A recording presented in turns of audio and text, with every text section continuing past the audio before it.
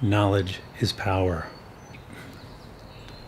Yes, knowledge can be quite powerful, but it can also be extremely scary, which is why it's a perfectly normal response for us to be filled with anxiety, scanxiety we call it, when the time comes around for us to get our regular scans that monitor the effectiveness of our treatment and give us insight into whether our disease is spreading or not. These are naturally stress-filled times, but it's important for us to distinguish between the knowledge that the scan affords and the underlying disease itself. Putting off a scan or being reluctant to learn the results of a scan, it's not going to change the underlying disease. It's a bit like avoiding a photograph because you don't want to capture a particular scene. The scene is going to be what it is, photograph or no photograph.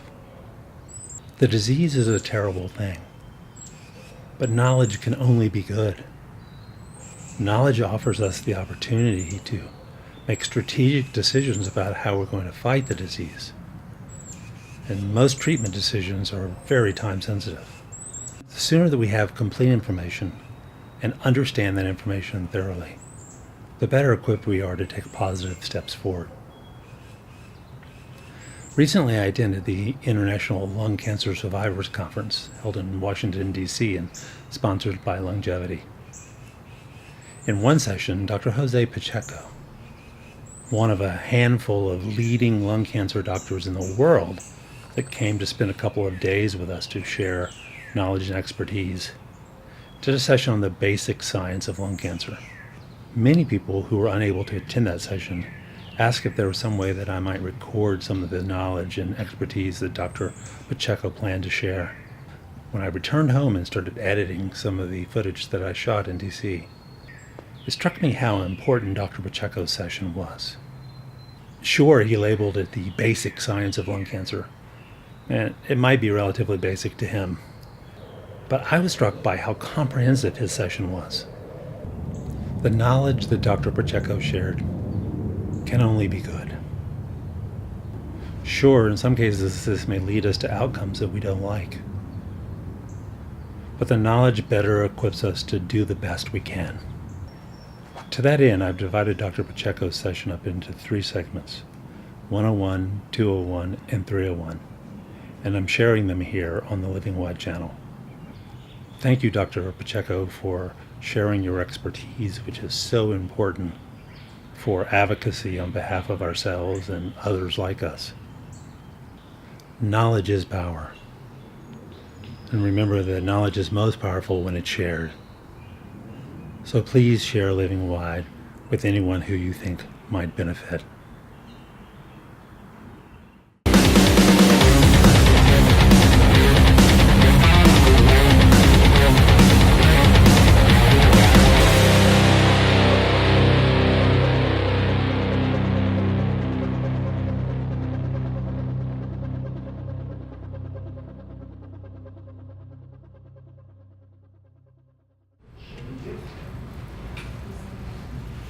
What I'm saying, like, let's say you have, you start with lung cancer and it's spreading through everybody. Can the DNA base or the genesis DNA change from cancer to something else? A different type of cancer. To a different type of cancer. Is that possible? Or it will always be lung cancer? Well, you can have so with these tests, when a certain treatment stops working, you may detect new genetic abnormalities in these liquid biopsies. Sometimes when a certain treatment is working and then it stops, you may detect new genetic abnormalities, such as a good example would be someone with an EGFR activating mutation who's on erlotinib. And you do one of these tests when it's not working anymore, and you may find a T790M mutation in the blood. So they can detect new genetic changes that way. Now, as far as if someone has an adenocarcinoma type of ALK fusion or EGFR activating mutation positive cancer, and it undergoes what we call a transformation in histology from like adenocarcinoma to small cell, we don't detect that by this. you have to do an invasive biopsy to detect that. But that is one of the least common, that's a very uncommon way that someone will get resistance to an EGFR inhibitor or an ALK inhibitor. Yes? I have small cell lung cancer, but do they have also, do they have also mutations in small cell? They do. We don't know yet how to target them. So we find mutations in small cell, but we don't know yet how to target them. There's some suggestion that for small cell, if we go like that thing immunohistochemistry where you're looking at the amount of protein on a tumor on the surface, if you have too much of this protein on the surface of the tumor called MYC, MYC, there's a suggestion in small cell that certain types of medications called aurora kinase inhibitors may work better, but those are just in clinical trials now. So those are not available outside of trial. And that's not routinely tested for. And they couldn't be detected by this, it would have to be done by immunohistochemistry. It's tough to get a small cell cancer patient calling meetings like this, we're all looking over. But I don't know if, I've got to ask my doctor at CTCA if they know if there's any mutation or anything this week when I don't see her. So. I mean, some of these tests, some of these liquid biopsies, they will give a estimated tumor mutational burden. I would say we don't know how best to utilize that, or what test is the best, what cutoff. But what that is basically, I have it on the slide way at the end, so I'm not going to skip forward, because that's a lot of slides to go through. But the tumor mutational burden, it basically counts kind of the amount of mutations you have in the tumor sample that's tested. It can be done on an invasive biopsy, it can be done on a liquid biopsy. And usually tumors that are associated with never smokers or light smokers, or tumors that are associated with the more common targetable abnormalities, and this does get to small cell at some point. Tumors that are associated with the targetable abnormalities like ROS1, ALK fusions, EGFR activating mutations, those generally have much lower amounts of mutations, which is one reason why immunotherapy by itself doesn't work. The amount of mutations has been associated as you go higher with better tumor shrinkage and more tumor control to immunotherapies by themselves, not with chemotherapy. But where's the highest cutoff we should use, and what's the best way to determine tumor mutational burden? Because there's a lot of different ways to determine it. We don't know, and there's not a standardized way yet. A lot of the companies determine it differently. But with a blood-based test, you can get that with some of them.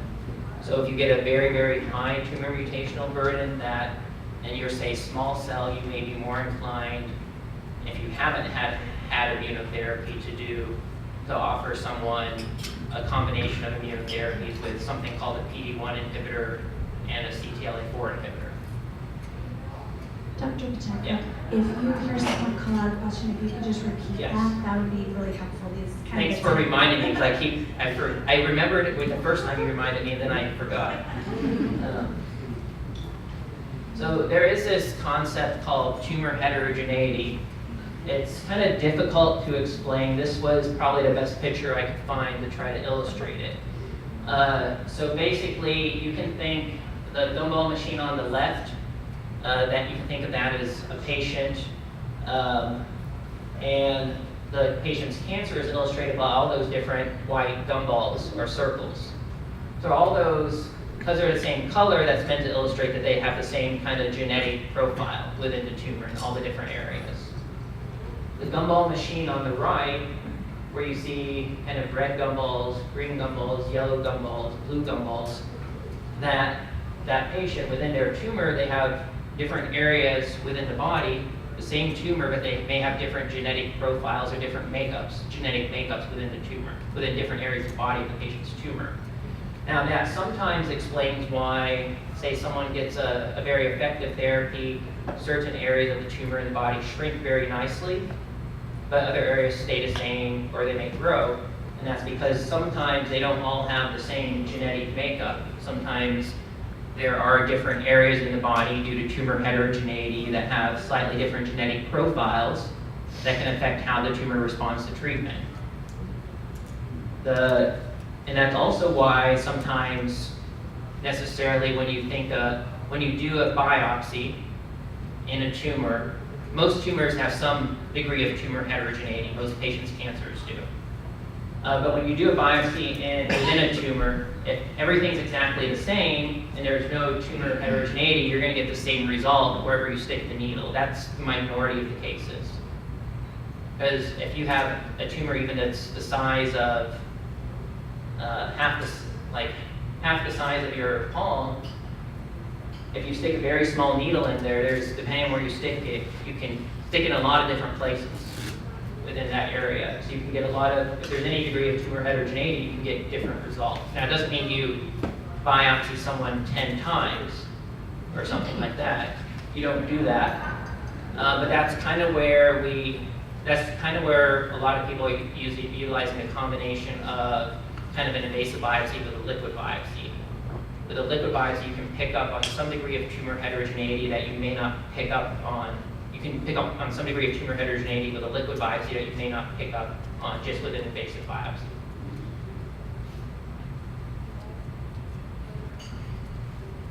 Okay. Now, yes. Is that different if one of the tumors is growing more rapidly? So if it's a progression area, is it more likely to be heterogeneous, or is it studied? It's when we say the cancer overall is more likely to have some heterogeneity, which is why maybe one area is growing faster. Meaning at diagnosis, it was likely maybe to have had some more heterogeneity, and that's why one area may be growing faster and other areas may be doing well on treatment. Now, within the area that's growing faster compared to other areas, just the area that's growing faster does not, just because it's growing, if you have one area that's growing fast, very fast, and one area that's, say, growing slow, that doesn't necessarily mean that the area that's growing fast has more heterogeneity than the area that's growing slow. So your biopsy could be incorrect just as much on that area? It's not, the biopsy, Incomplete.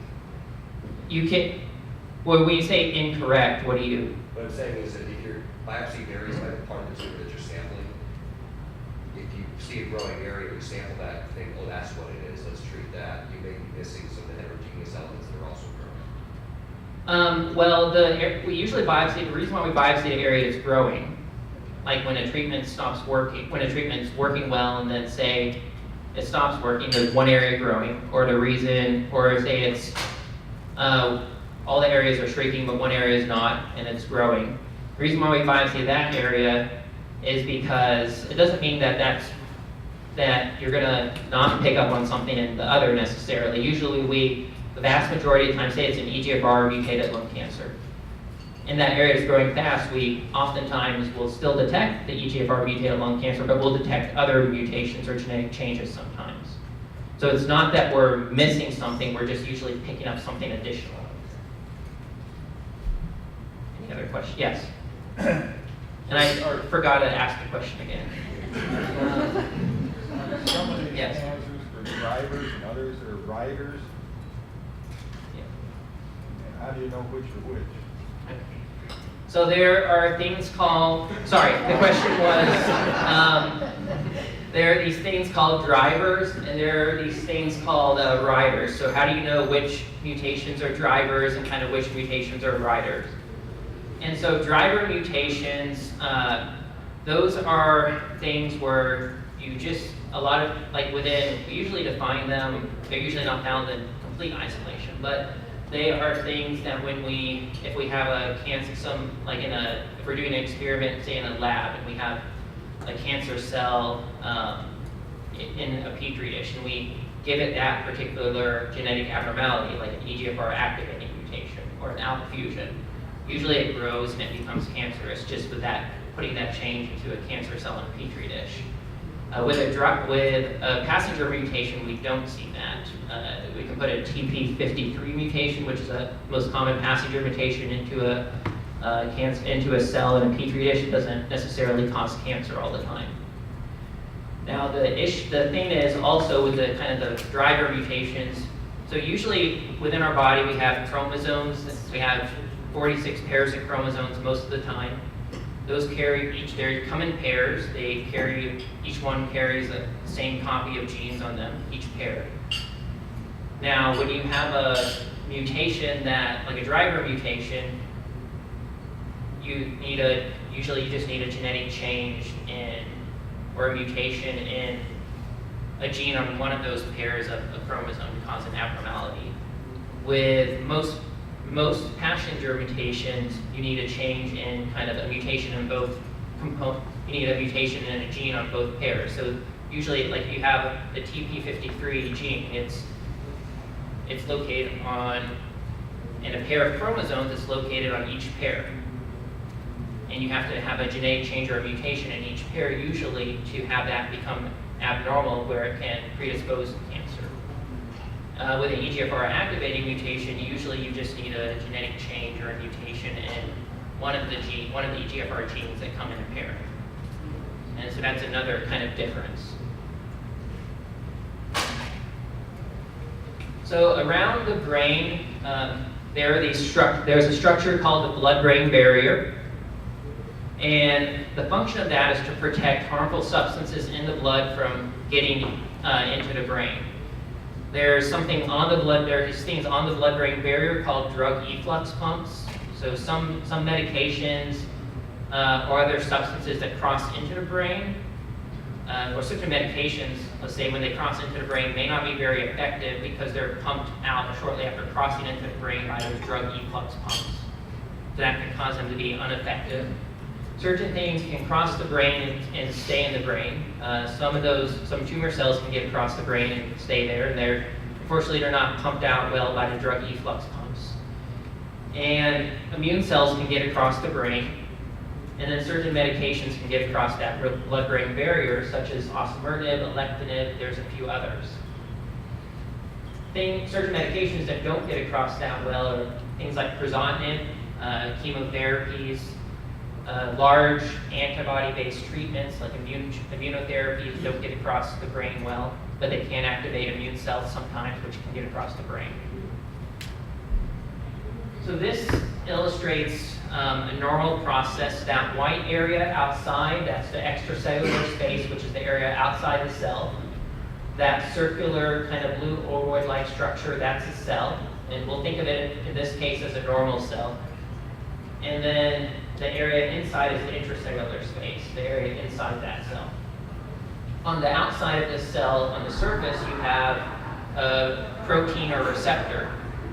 That's kind of those blue rectangles and those kind of Pac-Man-like structures in number 1. Those red circles on the top that are attaching to it, those are signaling molecules. So in a normal process, some signaling molecule comes from outside the cell that attaches to a protein or receptor on the surface of a cell.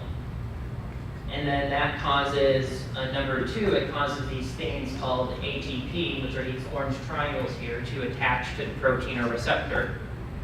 When that occurs in number 2, then if you look at number 3, you can get, that causes these phosphate molecules to be attached to the receptor or protein.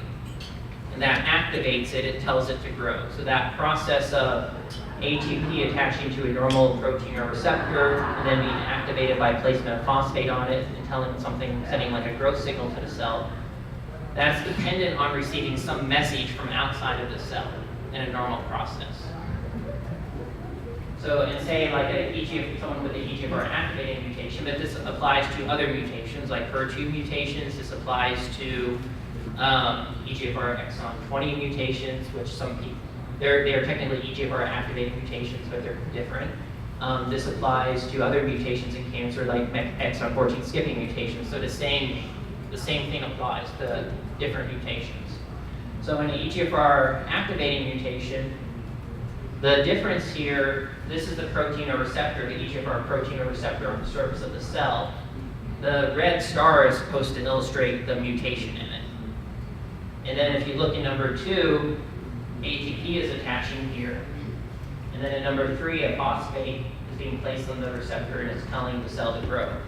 So that process of ATP attaching, phosphate being put on the receptor or protein, and then growth signals being sent to the cell, if you have say an EGFR activating mutation or some of the other mutations that we talked about, like MET exon 14 skipping mutations, HER2 mutations, that process of the receptor being activated and sending growth signals to the cell, it basically occurs fairly constantly, and it doesn't need a signal from outside the cell to tell the cell to grow. So that normal process of a message from outside the cell being sent inside by something attaching to the protein or receptor, it doesn't need that message if you have a mutation, like EGFR activating mutation, and that it's kind of like flipping on a light switch, so it just constantly sends a message telling the cell to grow. The EGFR inhibitors, they're listed here, the approved ones. The 2 most common EGFR activating mutations are EGFR exon 19 deletions, EGFR exon 21 point mutations. Those are 2 by far most common EGFR activating mutations. The approved EGFR inhibitors will work for all of those. We're generally using osimertinib first now, but the approved EGFR inhibitors will work for both of those, and those are in the absence of a T790M mutation.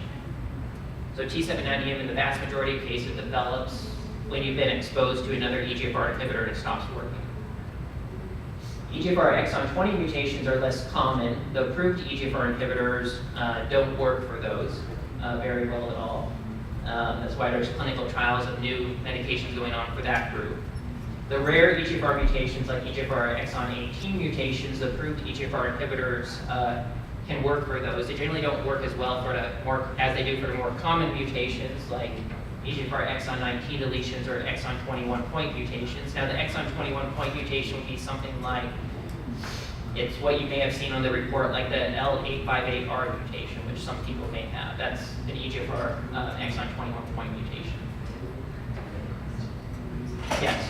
So, if you are, maybe haven't had a like heterogeneous, right? And like your transceiver worked on some of your stuff, right? But you don't also have a T790M. Is Tagrisso then, I mean, you're saying here that it might still work, right? Well, if you've had erlotinib, so the question was kind of, I think, is, and correct me if I'm wrong, is if you've had like erlotinib or one as an EGFR inhibitor and it's worked, but you don't have the T790M, can you then go to osimertinib? Is that kind of, okay. Generally, osimertinib doesn't work well in that case. Now this is kind of the time of diagnosis that I'm referring to. Yeah.